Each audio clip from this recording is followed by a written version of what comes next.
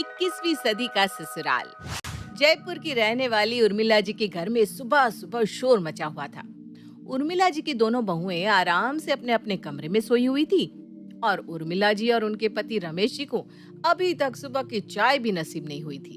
तभी उर्मिला जी ने एक जोरदार आवाज अपनी दोनों बहुओं को लगाई। कीर्ति, सुनिधि, कहाँ हो?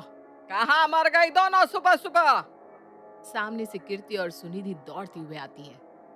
क्या हुआ मम्मी जी? क्या हुआ? कोई चोर आ गया क्या घर में? अरे मम्मी जी, आप इतना जोर से क्यों चिल्ला रही हैं? भूकंप आ गया क्या? भूकंप नहीं आया, अभी तक सुबह की चाय नहीं बनी। शर्म नहीं आती तुम दोनों को?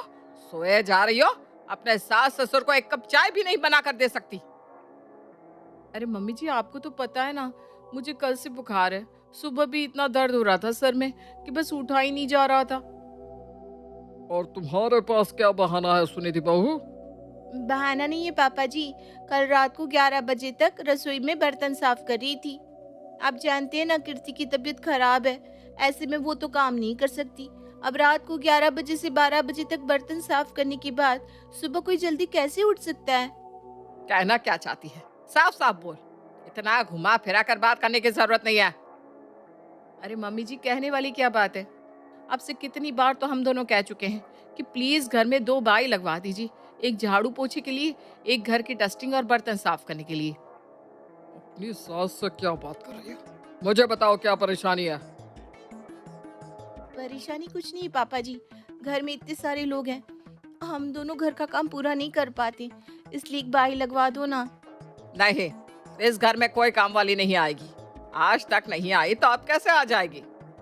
चुप, एकदम चुप। आज मुझे सुबह की चाय नहीं मिली।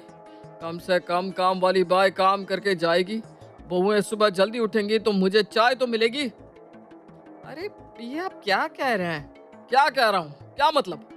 आज के आज इस घर में 2 नौकर आदमी आ जाने चाहिए। मैं कुछ भी बर्दाश्त कर सकता हूँ, लेकिन सुबह मुझे चाय ना मिले ये बर्दाश्त नहीं कर सकता। थैंक यू पापा जी, मुझे तो लगा था आप इस बात के लिए कभी नहीं मानेंगे। हाँ पापा जी, आपको ना बड़ा वाला थैंक यू। आज के बाद हमें भी थोड़ा सा तो आराम मिलेगा। और इस तरह से उर्मिला जी के घर में चमेली नाम की नौकरानी काम करने के लिए रख ली जाती है। आज तो मैडम जी बताइए क्या क्या काम करना है? करना क्या है? घर की सफाई करो और जल्दी से निकलो। ठीक है, मुझे क्या, मैं बिना सफाई की चली जाती हूँ। ठीक उसी वक्त कीर्ति और सुनिधि चमेली को इशारे से एक तरफ बुलाते हैं। क्या हुआ? मेरे को इशारा क्यों किया? आप लोगों को शर्म नहीं आती क्या? अरे चुप करना, हमें भी तुझे इशारे करने का कोई शौक नहीं है। बात ऐसी है कि हम तुझे एक्स्ट्रा पैसे देंगे। किस बात की? इशारे करने की? हे भगवान, इशारे करने के नहीं, एक्स्ट्रा काम करने के। लेकिन तुम दोनों की सास है ना, वो बोली कि सफाई करके निकल यहाँ से। उनकी बात सुनने की जरूरत नहीं है। वो सुबह 8 बजे सोकर उठती है और चाय पीकर सो जाती है और शाम को 4 बजे तक कीर्तन में लगी रहती है। तुम्हें बस घर का सारा काम करना है। ये भी ठीक है, सास बोलती है जल्दी जल्दी जाओ, बहू कहती है सारा काम करो। मुझे क्या, मुझे तो पैसे मिलेंगे ना। तो फिर ठीक है ना, हमारी सास को बताए बिना तुम घर का सारा काम करोगी। सारा मतलब सारा। अरे मुझे क्या, मैं तो अपने हाथ से तुम लोगों को खाना भी खिला दूं। मुझे तो बस पैसे चाहिए, पैसे। और इस तरह से कीर्ति और सुनिधि घर की काम वाली बाई को अलग से चुपचाप पैसे देने की बात करके उसे सारे काम के लिए तैयार कर लेती हैं। अगले दिन से चमेली घर का काम करना शुरू कर देती है। अरे कीर्ति, ये मेरे खाने के बर्तन उठाकर जरा सिंक में डाल दे। चमेली, जरा सुनना मम्मी जी क्या कह रही हैं। हाँ, डाल देती हूँ मैं बर्तन। भाभी को परेशान करने की क्या जरूरत है? उर्मिला बड़ी ही हैरानी से चमेली की तरफ देखती है। अगले दिन, ए सुनिधि, जरा गीजर का बटन चालू करके आना, मुझे नहाने जाना है। चमेली, गीजर का बटन चालू करके आओ। अरे चमेली, गीजर का बटन क्यों चालू करेगी? तुम क्या कर रही हो? कुछ नहीं मम्मी जी, जरा आराम कर रही थी। अरे अम्मा जी क्यों परेशान होती है, मैं करती हूँ ना गीजर का बटन चालू। अच्छा ठीक है। उर्मिला देखती है कि उसके घर की बहुओं ने खाना बनाना भी छोड़ दिया था।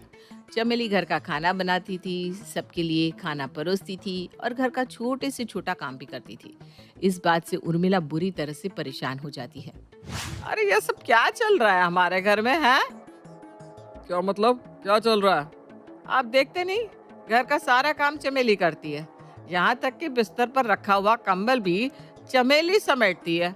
दोनों बहुएं तो कुछ नहीं करती। पता नहीं, नौकरानी रखने को तो मैंने ही कहा था, लेकिन मुझे क्या पता था कि घर की बहुएं इतनी आलसी हो जाएंगी। ठीक उसी वक्त कीर्ति और सुनिधि दोनों ही उर्मिला के पास आते हैं। मम्मी जी, वो मैं और सुनिधि दोनों जिम ज्वाइन करना चाहते थे। करने भी चाहिए। तुम दोनों का वजन इतना बढ़ गया है, ऐसा लगता है पिछले 1 महीने में 6 महीने का खाना खा लिया हो।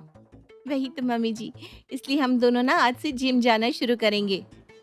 अरे जिम जाने से क्या होगा, घर के कामकाज करना शुरू कर दो, अपने आप चर्बी उतर जाएगी शरीर से।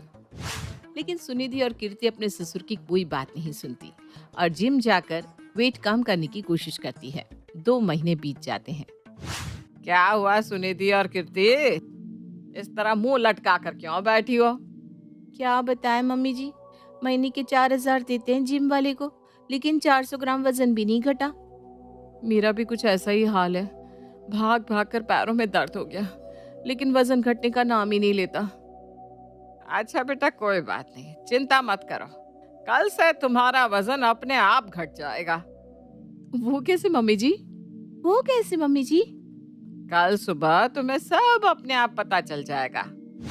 अगली सुबह जब सुनिधि और कीर्ति सोकर उठती हैं, तो चमेली को आवाज देती हैं, लेकिन चमेली की आवाज नहीं सुनाई देती। चमेली, चमेली कहाँ हो? जल्दी से चाय बना कर लाओ। चमेली अपने ससुराल चली गई बेटा, और आज से ना इस घर का पोछा तुम दोनों को ही लगाना है। सुबह का पोछा सुनिधि लगाएगी और शाम का पोछा कीर्ति। लेकिन ऐसा क्यों? ताकि तुम दोनों का वजन घट जाए, बिना जिम जाए। लेकिन मम्मी जी, आपने चमेली को क्यों हटा दिया?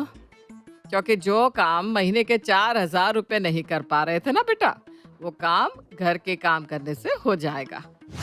और इस तरह से उर्मिला जी अपने घर से चमेली को हटा देती है और बहुओं को फिर से काम पर लगा देती है। देखते ही देखते सुनिधि और कीर्ति का वजन फिर से कम हो जाता है और वो पहले की तरह सुंदर दिखने लगती है। मम्मी जी, आपकी बात ना बिल्कुल सही थी। जो काम जिम से नहीं हुआ, वो घर में झाड़ू पोछा लगाने से हो गया। देखो बेटा, हम नौकर तो रख सकते हैं, पर उन पर डिपेंड नहीं रहना चाहिए। इतना भी नहीं कि हम अपनी सेहत ही खराब कर लें और घर के छोटे मोटे काम भी ना कर पाए। सुनिधि और कीर्ति को अब अपनी सास और ससुर की बात समझ में आ गई थी। उन्होंने फिर से चमेली को काम पर तो रखा, लेकिन सिर्फ उतना ही काम उससे करवाया जितना जरूरी था, ताकि सेहत भी बनी रहे और घर का माहौल भी अच्छा रहे। ये कहानी अच्छी लगी है तो वीडियो को लाइक करें और चैनल को सब्सक्राइब करके हमारे